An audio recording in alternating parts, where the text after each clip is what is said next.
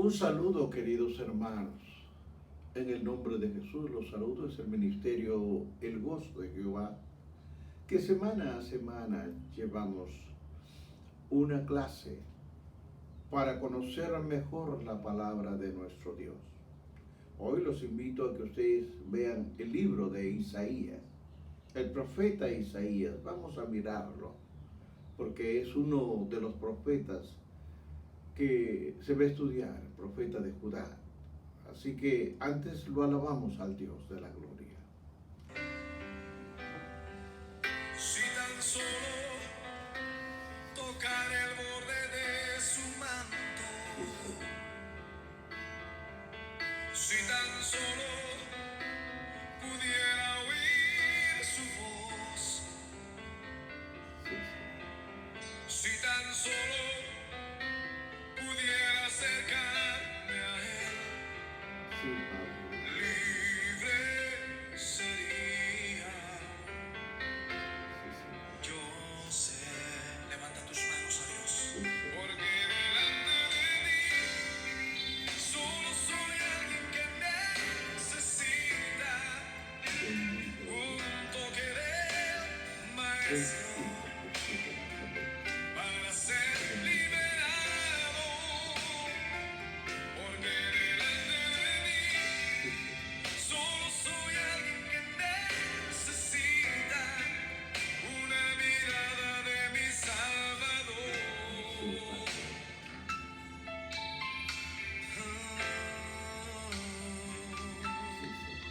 Y si tan solo tocar el borde de su manto, levanta tus manos y tócale. Si tan solo pudiera ver su rostro, si tan solo pudiera tocar tus manos, Señor, libre sería. Yo sé, porque delante de mí solo soy alguien que necesita un toque del Maestro para ser liberado, porque delante de mí solo soy alguien que necesita una mirada de mi Salvador. Sí, Sí, Señor. Señor, solo necesito una mirada tuya, Dios. Dilo conmigo. Necesitamos de ti, Padre. Delante de mí solo Necesitamos de ti, Padre de la gloria. un toque del Maestro para ser liberado, porque delante de mí solo soy alguien que necesita una Bendito eres, Padre de la gloria. Bendito, bendito, bendito sea tu santo nombre. Queridos hermanos, el día de hoy comenzamos con una clase. Vamos a estudiar al profeta Isaías. Por lo tanto, le pido que ustedes vean a Isaías capítulo 6, versículo 1. Repito, Isaías capítulo 6, versículo 1. Realmente es un libro que mantiene o tiene muchos capítulos. Pero vamos a ver del 6:1. Su palabra de Dios se lee a la gloria del Padre, del Hijo y del Espíritu Santo. Su santa palabra dice: en el año que murió el rey Usías, vi yo sentado sobre un trono alto y sublime, y sus faldas llenaban el templo. Por encima de él había serafines, cada uno tenía 6 alas. Con 2 cubrían su rostro, con 2 cubrían sus pies, y con 2 volaban. Y el uno al otro daba voces diciendo: Santo, Santo, Santo, Jehová de los ejércitos, toda la tierra está llena de tu gloria. Amén, Padre. Bendito eres mi Dios. Toda la tierra está llena de tu gloria. Alabado y bendecido siempre seas, mi Redentor. Gracias por tu palabra. Bien, hermanos, hoy hablaremos sobre Isaías, el profeta del Mesías. Hay mucho que estudiar. Así que yo voy de grosso modo estudiando y viendo, pero también queda en ustedes, en que ustedes lean en sus casas su Biblia. Los eruditos realmente conservadores, ellos contienden que el punto de vista de la paternidad literaria dividida menoscaba tanto el carácter sobrenatural como la autoridad de la Escritura. Además, quiero que ustedes sepan, Jesús y los apóstoles parecen promover al profeta Isaías como el autor de este libro. Si la Escritura interpreta la Escritura, entonces ciertamente a la aceptación no hay crítica de la Escritura de Isaías en todas sus secciones. Porque Jesús y los apóstoles le daban la gran importancia y autoridad duradera. En otras palabras, la evidencia bíblica interna parece apoyar el punto de vista que solamente hay un autor, y es nada menos que Isaías. Quiero explicar un poco el llamado que tuvo él, porque el llamado fue único. El llamado no fue como los demás profetas. El llamado y la comisión que se le dio a Isaías para servir como profeta de Dios. En una visión, él estaba dormido, en una visión vio al Señor sentado sobre un trono. Es interesante porque él lo veía rodeado de serafines que lo adoraban constantemente. Y ahí acabamos de leer. Ángeles que tenían, serafines que tenían 6 alas. Con 2 tapaban su rostro, con 2 tapaban sus pies y con 2 volaban. Es muy importante, queridos hermanos, que esta es una visión que ve al Señor sentado en un trono. Pero también, cuando Isaías despierta, después de haber estado él viendo esta visión, él dice algo importante. Isaías despertó de esa suciedad. Uno de los serafines limpió sus labios con un carbón encendido. Isaías entra a la pregunta del Señor: ¿a quién enviaré? Isaías contestó obedientemente: heme aquí, envíame a mí. Isaías 6:8. Isaías luego profetizó el día de Usías, de estos reyes de Judá, el rey Jotán, el rey Acaz, el rey Ezequías. Él habla sobre estos reyes, lo que significa que su ministerio se extendió a lo largo de décadas. Se estima que desde el año 700 a.C. hasta el 701 a.C. Observe bien que Isaías sirvió como profeta en la corte real de Judá. De esta manera profetizó principalmente a Judá, aunque también tenía palabras para Israel y para otras naciones. Es muy interesante ver por qué este profeta habla y nos dice sus propósitos, la razón por lo que él escribe. Y el propósito de Isaías fue, primero, advertir a Judá, al pueblo de Judá, y a las otras naciones que vendría juicio de Dios por sus pecados. Ese era el primer motivo, advertir que va a haber un juicio sobre Judá. Otro motivo, por lo que observo, era profetizar que un grupo de judíos volvería desde la cautividad. Y este grupo que vendría sería la luz a muchas naciones. Otro punto importante es que Isaías profetizó que Dios enviaría al Mesías, sí, hermanos, para ser el Salvador de todas las naciones. Isaías era un hombre educado y su estilo era un tipo poético.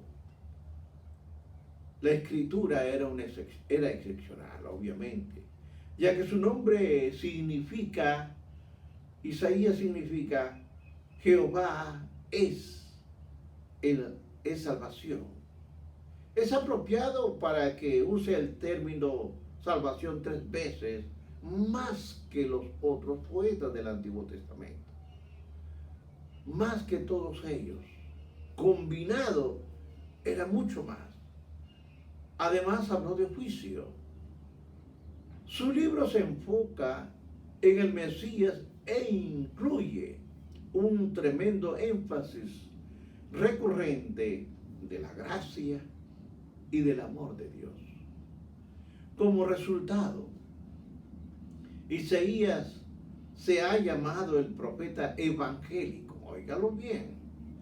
Isaías se ha llamado el profeta evangélico y su libro es llamado el Evangelio del Antiguo Testamento.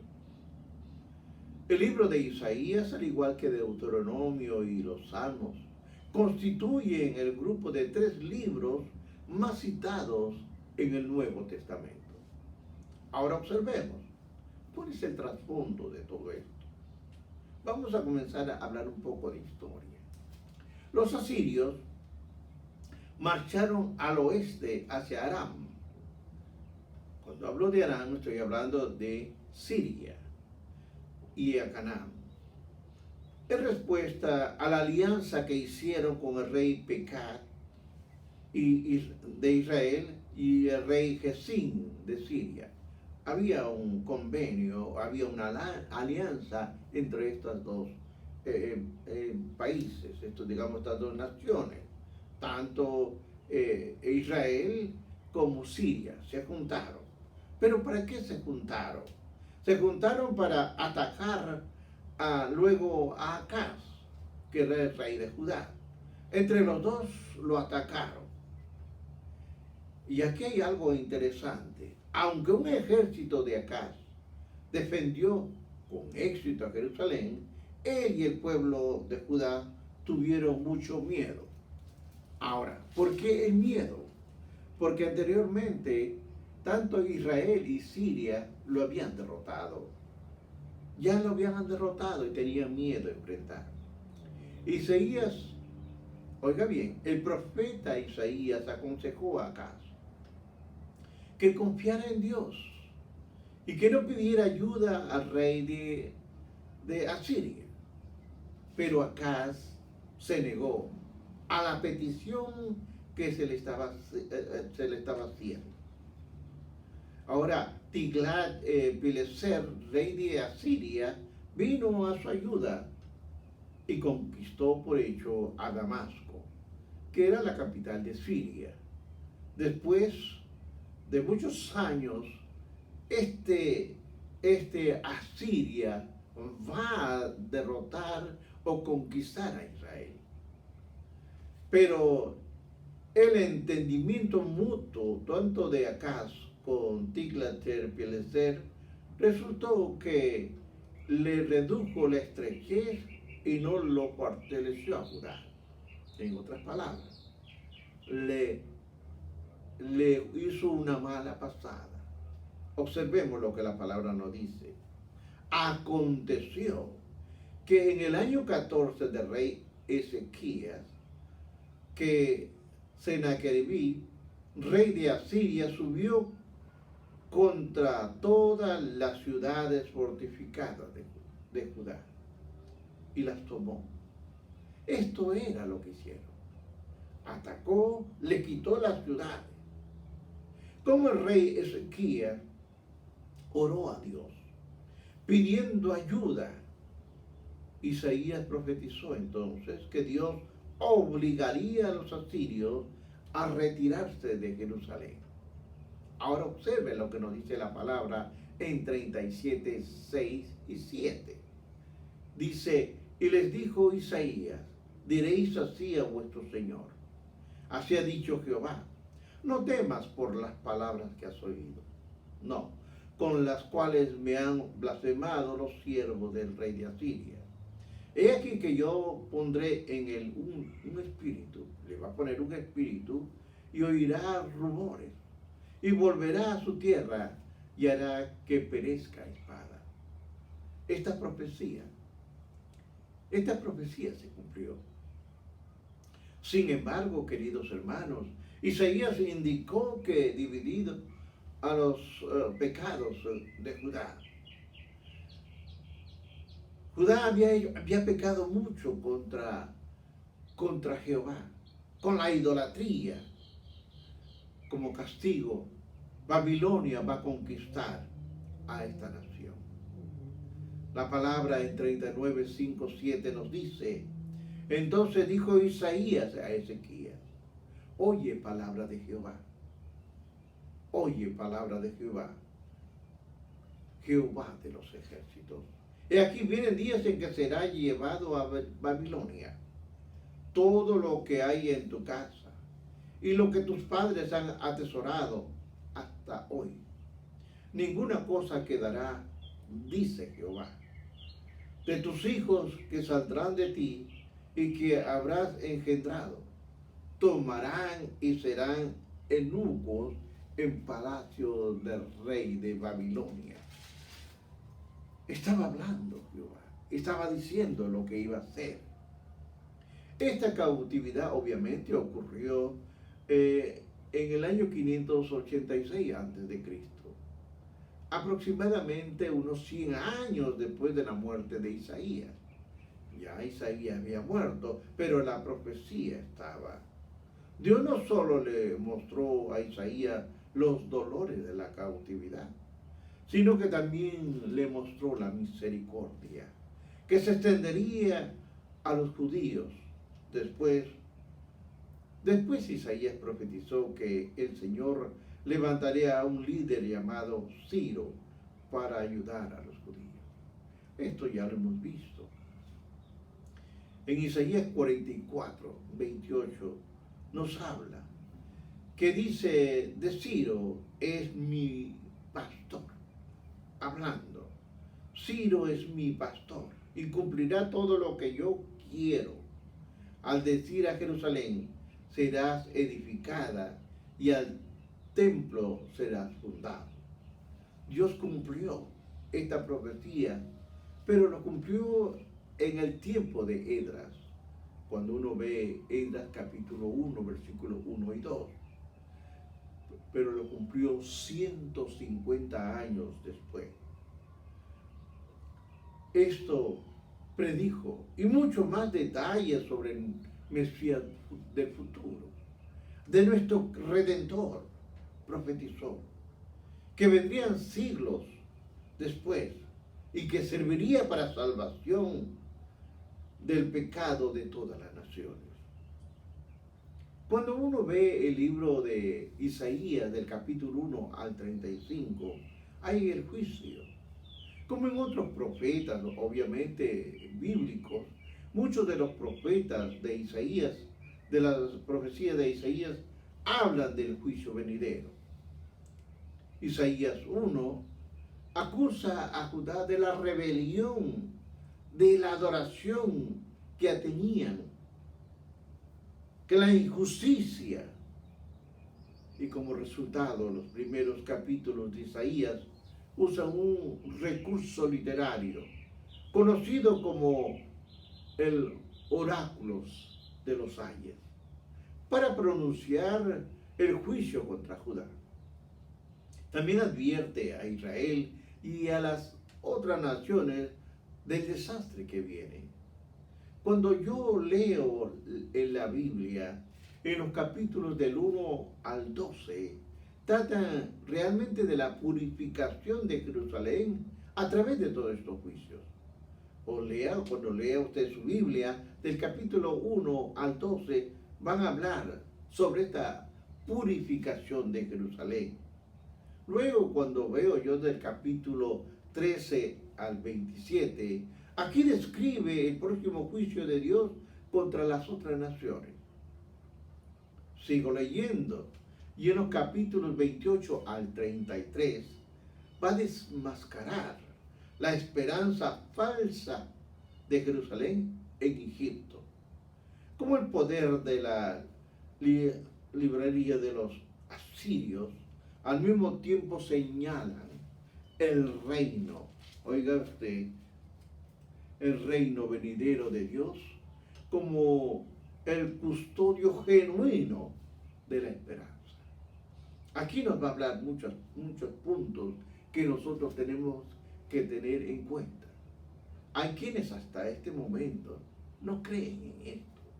Pese a este énfasis de juicio, la primera sección de Isaías también incorpora los temas de esperanza, temas de liberación, temas de misericordia, de amor y de gracia.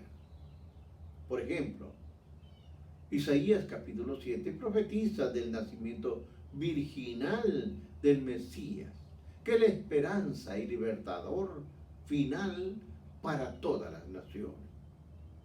Observe usted, la salvación y la esperanza se encuentran desde el capítulo 40 al 66. La última sección de Isaías fortalece el enfoque de estos temas, tanto de la gracia, del amor, la esperanza, la misericordia y la liberación. Particularmente a través del Mesías, que es la segunda mitad del libro, continúan los temas específicos. La perspectiva, sin embargo, cambia desde la promesa hasta el principio del cumplimiento. Habla sobre la liberación de Dios, del capítulo 40 al 48. Dios, el libertador, del 49 al 56. Y los liberados de Dios, del 58 al 66. Isaías no solo profetizó la venida del Mesías, sino también muchos de sus atributos.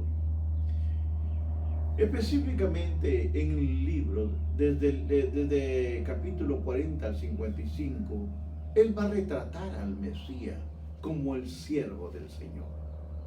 Los eruditos realmente notan que en esta porción de la escritura aparecen 4 cánticos, los cánticos del siervo, del capítulo 42, versículo 1 al 4. Dice: he aquí mi siervo, yo le sostendré, mi escogido en quien mi alma tiene contentamiento. He puesto sobre él mi espíritu. Él traerá justicia a las naciones. No gritará, ni alzará la voz, ni hará oír en las calles. No quebrará la caña cascada, ni apagará el pabilo que humea. Por medio de la verdad traerá justicia. No se cansará, ni desmayará, hasta que se establezca en la tierra justicia, y esperan la ley. Hermanos, el Mesías se le va a ungir con el Espíritu Santo. ¿Para qué? Para realizar la obra de la redención. Vamos observando cada de estos puntos que nos hablan. Es interesante, porque Isaías 49, 1 al 6 dice: oírme, costas, y escuchar pueblos lejanos. Jehová me llamó desde el vientre, desde las entrañas de mi madre. Tuvo mi nombre en memoria y puso mi boca como espada aguda. Me cubrió con la sombra de su mano y me puso por saeta bruñida. Me guardó en su aljama y me dijo, mi siervo, oiga bien, eres, oh Israel, porque en ti me gloriaré.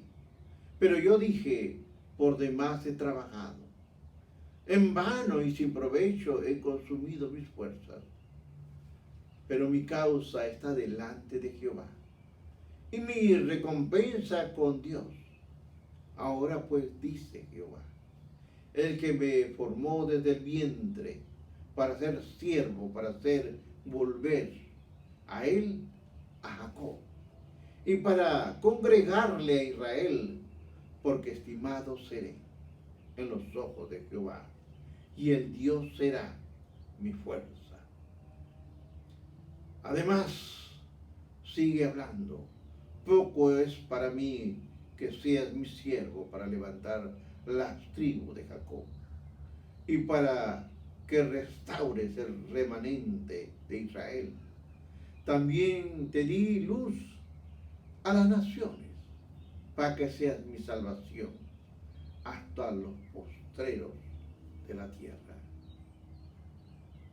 Hermanos, aquí es donde se escribe el llamamiento mesiánico de nuestro Señor Jesucristo.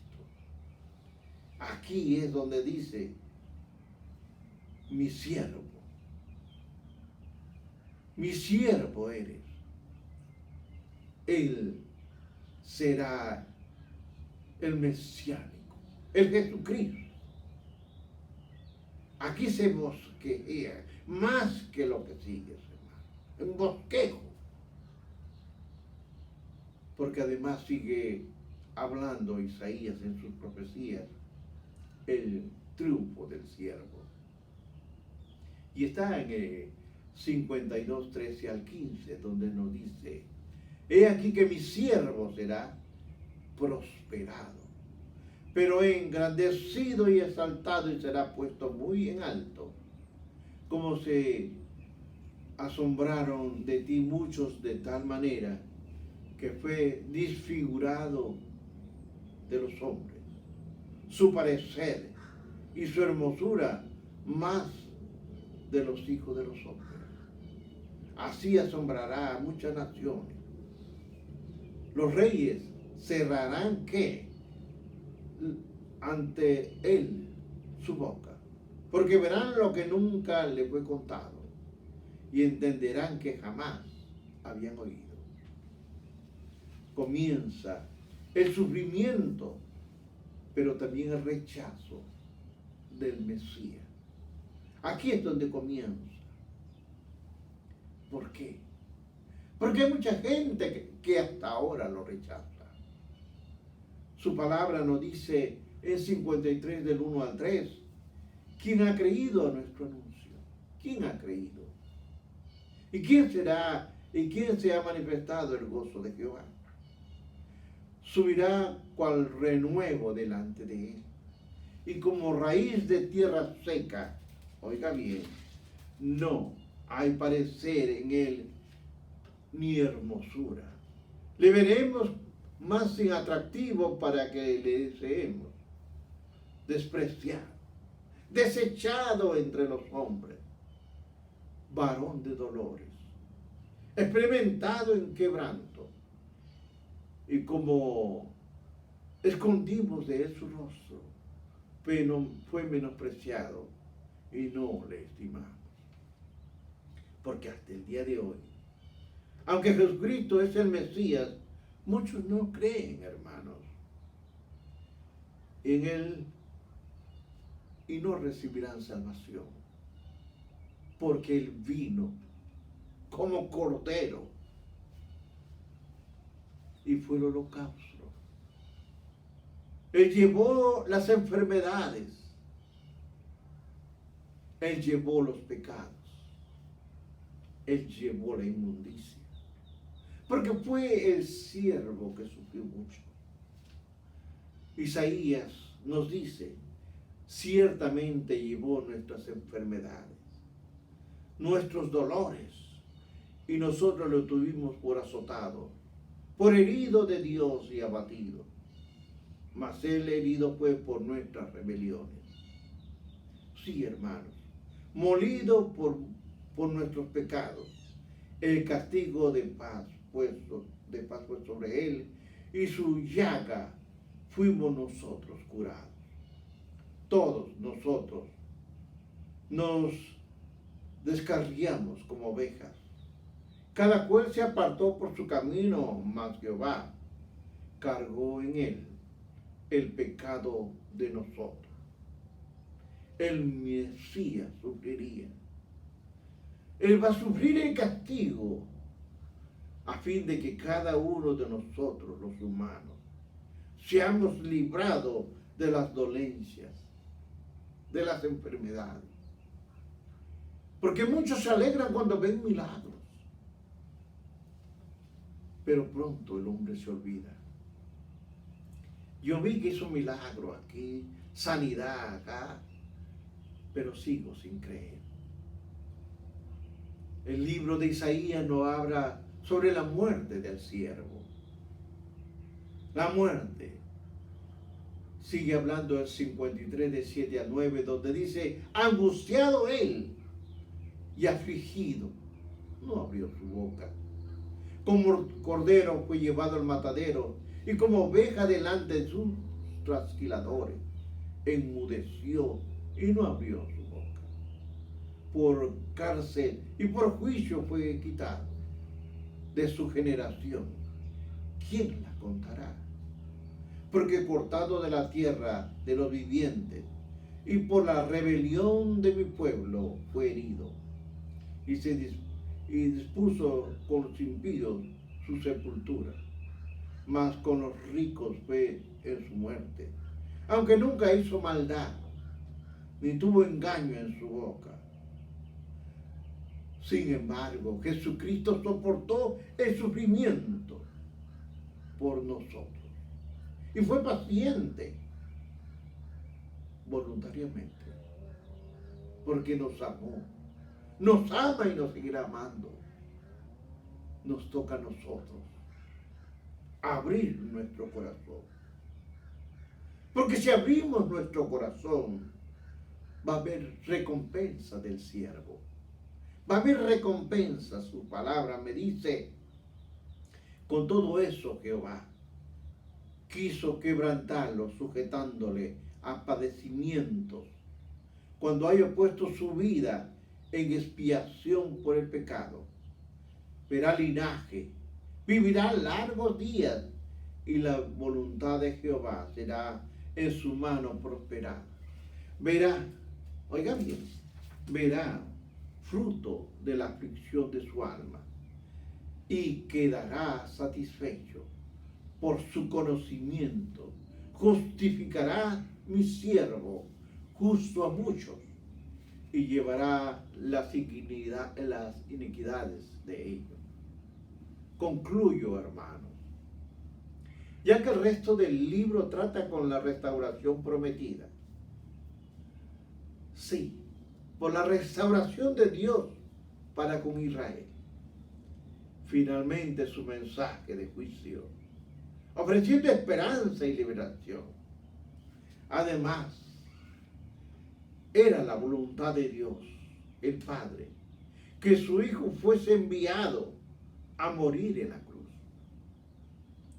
por un mundo perdido.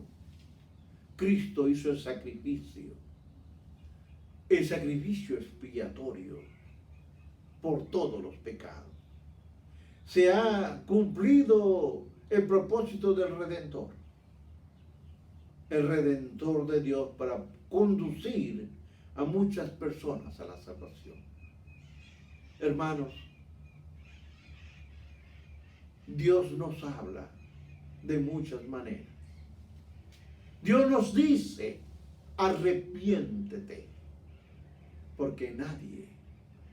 Nadie te asegura una larga vida.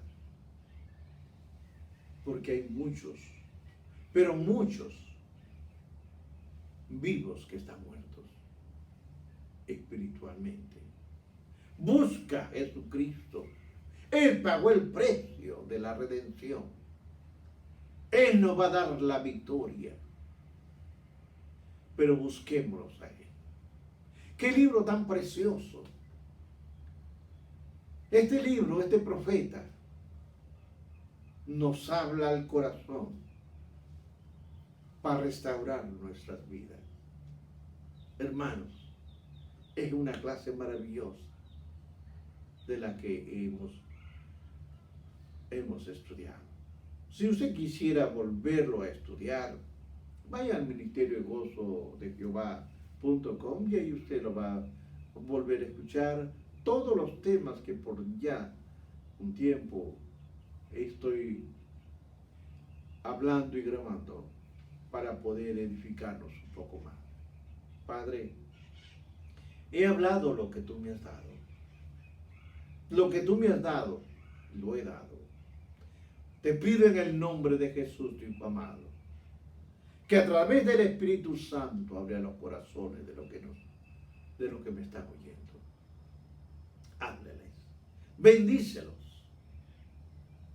espiritualmente, Señor, a todas sus generaciones.